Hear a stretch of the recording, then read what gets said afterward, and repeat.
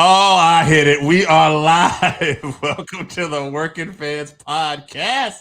It's your boy, the man called Dave, producer Joe. And before we start anything, Joe, why don't you tell them about that brand new sponsor we got? Oh man, I'd love to call them a brand new sponsor, but we've been rolling with them for so long. It just feels natural. Game Up Hard Hydration is our sponsor. It is a great low calorie, low carb. How do you explain it? It's like your favorite sports drink and your favorite seltzer got together. I'm trying to find ways to keep this read fresh because you know what it is. 110 calories, 1 gram of carbs, four great flavors. The man called Dave is going to tell you about every one of those flavors. Yeah. Fruit punch, orange, lemon, lime, and grape. All right. Go get That's them. it. There's 4 of them. They come in an 8-pack. All right. We're sitting here right now, and we're fired up. And we're going to talk about some great topics today. Thank you, Game Up, for sponsoring us. We're going to hit them at the end of the show. We got a little commercial for you, too, so that'll explain it even better than we can. But, man, Joe, I'll tell you what. We have been getting great feedback online, whether it's YouTube or TikTok, with these videos I've been putting out, just about basically usually the topic is who had the better career. Sometimes it's who's the better talker, and we just take a couple random wrestlers. Sometimes I'll do dream boxing matches never got. And sometimes me and Joe, we're surprised by the ones that take off. And this one in particular, who was the better big muscle guy?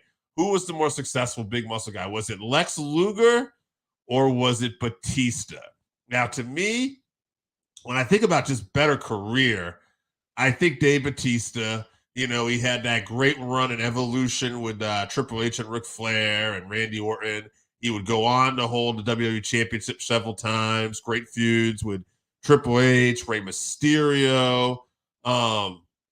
But Luger had a great run, and there was some old school fans kicking out here talking about not only Luger winning the world title at one point in WCW, but even before that, I mentioned it, his U.S. title run where he beat guys like Michael Hayes and Stan Hansen. So, we got a lot of good feedback. Joe, what did you think about this particular debate? I didn't think this discussion was going to pop off as much as it did, because to me, like, you put up a picture, a picture of Batista, put up a picture of Luger, and to me, it's Luger hands down. I'm also not a huge Batista fan, even though Luger, probably wasn't the most interesting in ring. He was the one I followed more. Right. And I just enjoyed him more. But yeah, TikTok and YouTube really responded. They've been responding to all these videos, but for me, it's got to be Luger, and I don't know if that's just the old WCW guy in me. Maybe I have that too, but I don't know. What made you decide to put Batista up against Luger, though? What's that? What made you decide to put Batista up against Luger, though? Because I thought that was an interesting comparison of two wrestlers. My hyperactive ADD brain. I was just thinking about different people. Guys, the thought process of what goes on in my brain when I come up with these, I try to be different. I try to look at people. So once in a while, I'm going to throw you a comparison that you might get in other stuff. Like I'm like, all right, is it HBK or Brett? What kind of fan are you of who? But I like doing ones from different time periods that people don't think of. And there was recently, I don't know if it aired yet, but they're doing a documentary on Lex Luger. Might be an A&E one or, something like that. And I just saw like something about that. And that just made me start thinking like, who's some big muscle guys I compare Luger from different eras? And Batista, that would have been to me, because let's be honest, WWE Evolution, Ric Flair, Triple H, this was kind of, a homage to the Four Horsemen in a lot of ways. I always thought, right? Because you had Flair in the group. They would dress up in suits, Triple H was kind of more in that Flair role. He was a champion. But Batista, to me, he was that big, heavy hitter. And who else was in that role? Sid, Luger. By the way, a lot of Sid fans on here, too. We'll be talking about him in some of those future topics too. But yeah, so that's what made me do that. Yeah, it was very interesting to see the feedback we got. And, talking about heavy hitters, guys like Lex Luger, guys like Sid. Last week, Dark Side of the Ring had a heavy hitter in Terry Bam Bam Gordy, a guy I really appreciated his in-ring work when I looked at, and it really reminded me how good he was in the ring. This week, not so much. And that's not to knock this story. This week, is a very interesting story. But in ring-wise, I just didn't think. I will correct you though, Dave. Season 5, episode 3 of Dark Side of the Ring. It did have to do with the heavy hitter. A heavy hitter to the face. And the recreations of that Brutus Beefcake accident were disgusting. I mean, to hear Brian Blair say it, that everybody was just, like it shouldn't even happen. It was kind of like a drunk mistake. That was wild to hear. I don't know. It was one of those episodes. There's always like episodes of Dark Side of the Ring I look forward to, and then episodes that kind of happen. Right. This week felt like one that happened, but it was an interesting look behind the story. And it was an interesting discussion of the fact that Brutus and Hulk are no longer friends. Right. And there's definitely they're estranged and they haven't been really talking.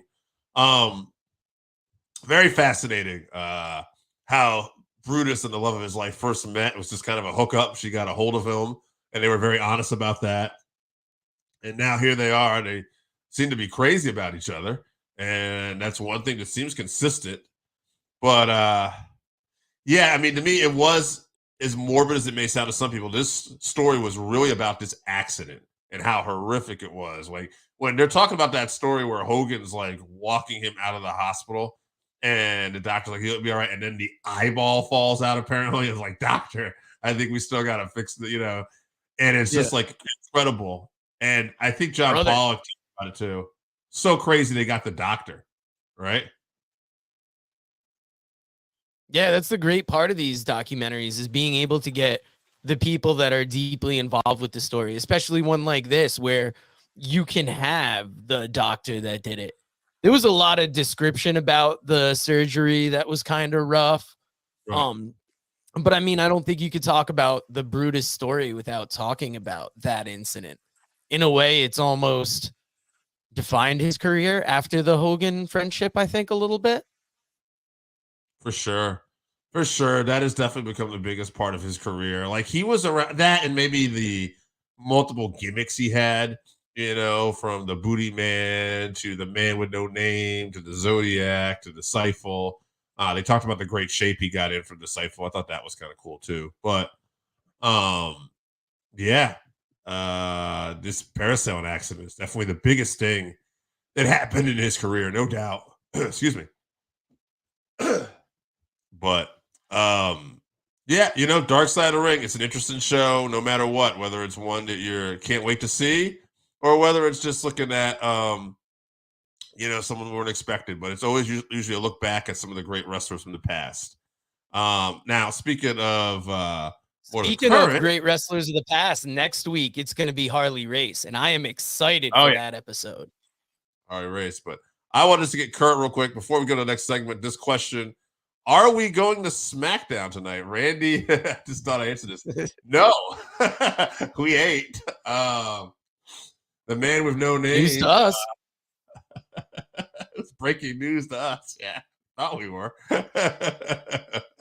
But yeah.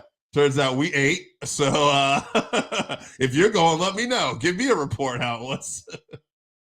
Yeah, we'll be eating at an establishment close to where it's happening. We'll be getting together with friends. It's gonna be a big SmackDown. You got Jade's in-ring debut on SmackDown. She was in the Rumble. You gotta have a response from The Rock and Cody from Monday night, right? That was a hell of a closing segment on Raw. So that's got to be answered, I think, at the Mohegan Sun Casino. Yeah. I don't look for seeing The Rock tonight. He's not announced. But as it found out, this guy might show up unannounced these days. The Rock made an unannounced appearance in Chicago. And what a moment when he comes out, it doesn't say anything at all. And I thought, well, that's interesting. And he does the whisper. And it comes, we find out, what The Rock had said was he whispered to Cody, I'm going to make you bleed tonight. And boy, did he. And this beatdown at the end of it, it's classic. This is an old school, like the Samoan dynasty and the Rhodes family were working a territory, and they got together and they pulled all that history. Like, how would we do this? He's like, he's bringing out the belt. He's getting the blood. He's talking about his mom. He's making it personal. He's pulling a little bit of his acting tricks too, getting into the camera, making sure, but this is all really good old school stuff. We put out, did it go too far? I think there are a few people that are upset about it, but for the most part, I think if you're asking this crew right here, I mean, we love that old school, you can't do it all the time, but that's the great thing. They haven't done anything like this in Raw or even WWE in a long, long time. So all the feedback I got from this, at least on our YouTube and TikTok, was pretty positive. And even a few people have said, this is the best thing the WWE has done in a while. Joe, would you concur? What do you think? Yeah, it's definitely the most different that I have seen a segment that on the end of Raw to look. The beatdown was great. You can see that Vince McMahon is not in control anymore. And I really like the way this built up to Mania. It makes The Rock look like that much more of a heel going into things. It makes Cody look like that much more of a baby face. The fact that Cody was just getting beat down and then the blood, it helped with the little bit of rain behind the arena. Yeah. I thought this segment was phenomenal. Yeah. Did The Rock go too far? No, I think he took this story where it needs to be for everybody to, kind of properly get pumped up for this. So I loved it. I agree. I will say this. I caught Brian Alvarez said this too on Wrestling Observer, and he talked about how much he loved it. And he had the same fear I did at one point. They were near like a roof-like structure, and it looked like maybe we thought about he was going to throw him off the roof. And he was glad Rock did it, and so was I because of the same reason. Like, that would have took this great serious angle and made it into something hokey.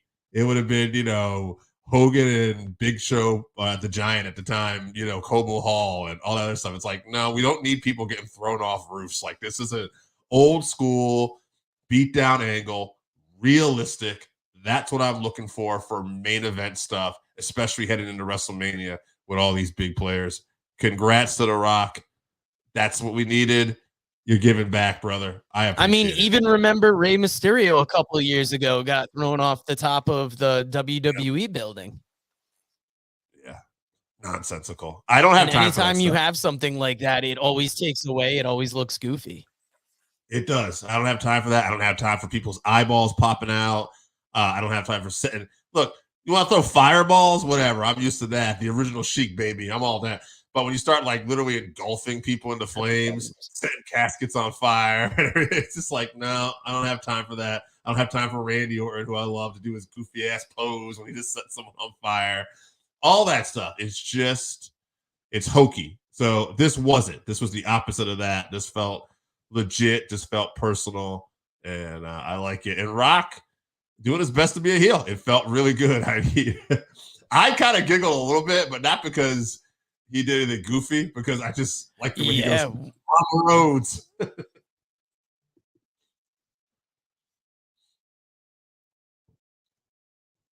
But that was me. Joseph, I don't know if you froze up, brother, but we're dealing with a little bit of a lag again live, folks.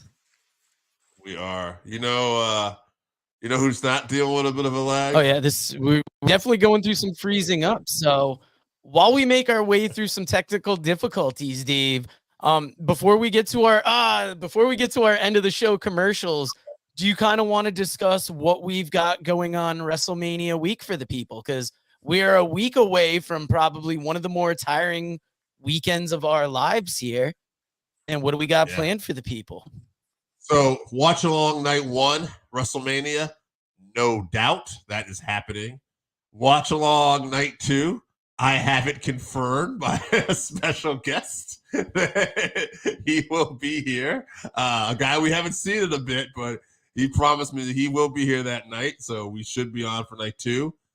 Beyond that, we are talking about NXT Stand and Deliver, which I believe is on a Sunday afternoon, Joseph. You can correct me on that. Saturday afternoon, I believe. It's Saturday at noon. So we'll do that. And then I believe we were possibly talking about doing some Bloodsport. What day is that on?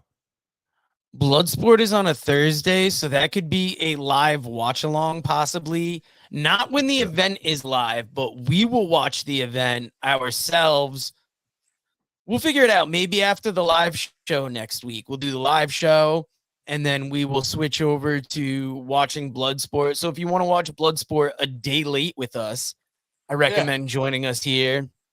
Figure it out. I'm going to look up Super Card of Honor and try and get that in as well. So we're going to be bringing you guys a lot of wrestling content coming up next week. So you're going to want to be aware of the Working Fans Podcast YouTube channel. Thank you for sitting with us through our technical difficulties today. It feels like we got them fired up just in time to tell you about some of our favorite sponsors and one of my favorite old school wrestlers in the game.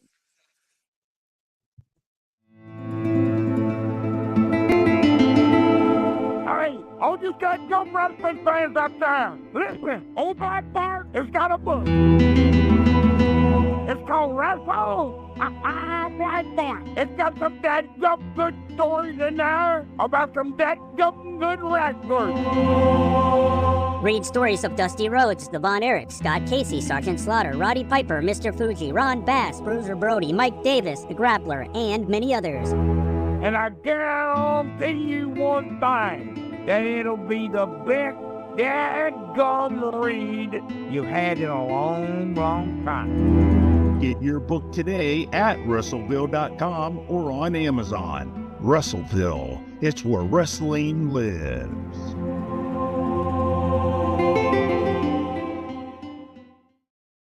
If you haven't tried Game Up, then you are missing out. Imagine your favorite seltzer and your favorite sports drink had a baby, but it's way better than that. Each can is 110 calories, low carb, 4.9 ABV. It's a nice light drink that is not light on flavor. Game Up comes in fruit punch, orange, lemon, lime, and grape. Pick it up at drinkgameup.com or